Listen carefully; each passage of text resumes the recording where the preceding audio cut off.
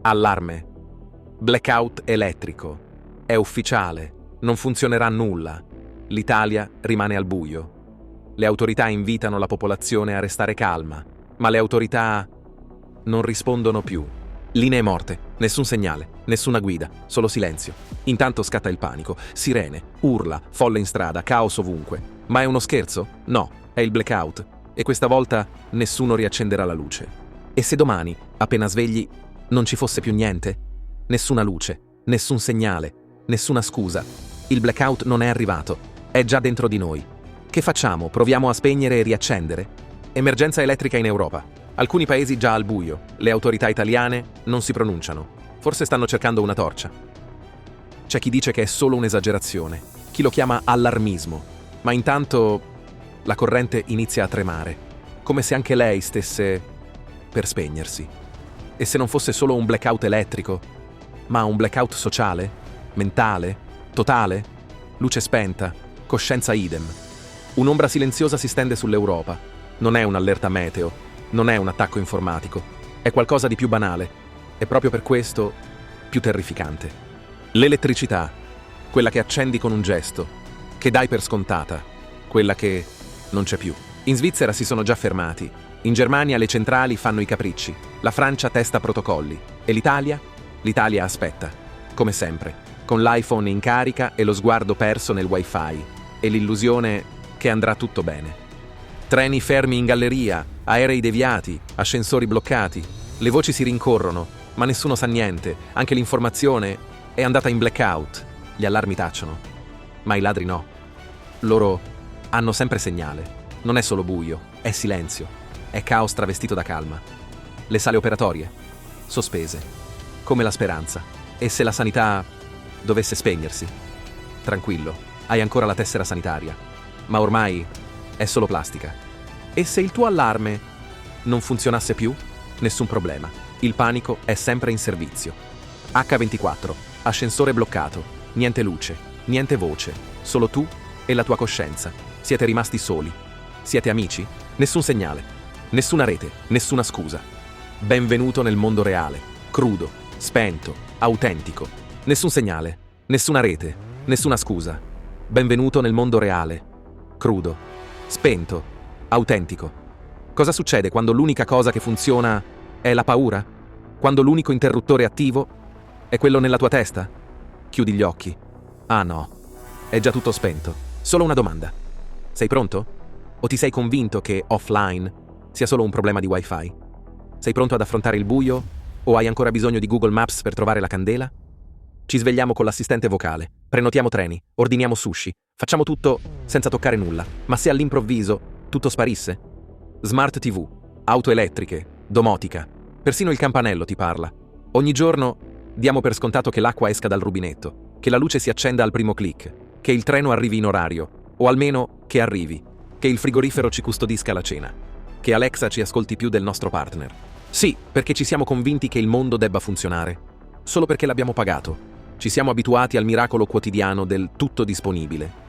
Wi-Fi ovunque, consegna in 24 ore, app per ogni bisogno. Non sappiamo accendere un fuoco, ma pretendiamo che l'iPhone si carichi anche nel deserto. Ma poi basta un blackout e torniamo scimmie, solo più ansiose e col caricabatteria in mano. A cosa serve un conto in banca se nessuno riesce più ad accedervi? A cosa serve uno smartphone super potente se al buio diventa solo un costoso specchio di ansia? Viviamo nella certezza che tutto funzioni, finché smette. Ci siamo illusi di controllare tutto, con un touch, con un click. Ma chi sei quando nessuno può più taggarti? Il vero blackout è mentale, è sociale, è spirituale. Abbiamo confuso essere connessi con essere vivi. E ora che la corrente se ne va, chi resta? Lo chiami blackout o solitudine? I cittadini sono invitati a comportarsi con buonsenso, ma nessuno ha più scaricato l'aggiornamento del buonsenso. Acqua razionata, linee telefoniche mute. Gentili cittadini, si raccomanda di mantenere la calma. Si prevede il ripristino dell'elettricità entro mai, o forse sì. Quando? Tempo indefinito. Tradotto, nessuno lo sa. I lavori sono in corso. Le scuse pure. Le risposte? Disconnesse. Intanto aspetta. Al buio. Nel silenzio. Ma tranquillo. C'è chi sta peggio. Forse. Nel frattempo, una data circola. Non è ufficiale. Eppure credibile. Già virale. Nei gruppi Telegram. Nei forum oscuri. negli audio WhatsApp. Sta per succedere. C'è una data. Preparati. Ma prepararsi? A cosa? Al buio? E come? Spegneranno tutto, a partire da... Ma da dove parte un blackout? Dalla rete elettrica o da quella neurale? Da quel giorno il buio sarà totale. Non è solo una mancanza di elettricità, è un esperimento collettivo, un test, o peggio, una lezione. Quanto possiamo sopravvivere senza elettricità, se già non sopravviviamo a 5 minuti senza notifica? Quanto possiamo resistere? Da soli, senza AI e senza il mondo sempre connesso. Forse il vero blackout è quando dobbiamo usare il cervello, da soli. C'è chi compra generatori, chi fa scorte di tonno e benzina, chi posta meme, e chi, più intelligente, carica una torcia. La gente sconnessa e stanca lo dice sottovoce, quasi ironico. È con senso di responsabilità che vi informiamo, non funziona più nulla. Ma tranquilli, anche ieri credevamo che tutto funzionasse. Avevano detto di stare tranquilli, ma l'acqua non esce più neanche per piangere. Hanno spento tutto, anche le scuse. Ho provato a chiamare l'assistenza, squillo muto, come mio marito. In fila per l'acqua, come nei film, solo che qui il finale non è scritto da Hollywood, è scritto al buio. Nel frattempo, i semafori smettono di parlare e le strade diventano roulette. Niente trasporti, niente comunicazioni, niente like. Silenzio. Quando salta la corrente, la vera emergenza non è fuori, è dentro. Come sopravvive chi vive solo connesso quando si scollega da tutto e da sé? Ospedali senza dati, cartelle cliniche evaporate, ascensori fermi, pazienti bloccati, congelati, telecamere cieche, allarmi, zitti. Ma tranquilli, tanto era tutto sotto controllo, no? Siamo pronti a tutto, finché non manca la presa, quella di corrente, o quella di coscienza. È il buio che ci spaventa, o ciò che succede quando ci sei solo tu e il buio. Nel silenzio torna l'istinto che non hai più. Dimenticato.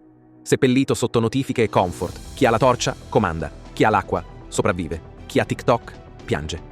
Resta solo una domanda. E se nessuno riaccendesse la luce? E se il blackout non fosse un incidente? E se questa volta non fosse un guasto, ma una scelta? Un modo per fermare tutto? Per resettare? Per ricominciare? Oppure solo l'ennesimo segnale ignorato? Uno tra tanti. Quello che fa più paura perché non fa rumore. E dopo? 3 ore? 3 giorni? 3 settimane? Quanto tempo serve prima che ci si abitui all'oscurità? O peggio, prima che ci piaccia? Forse il blackout non è una fine.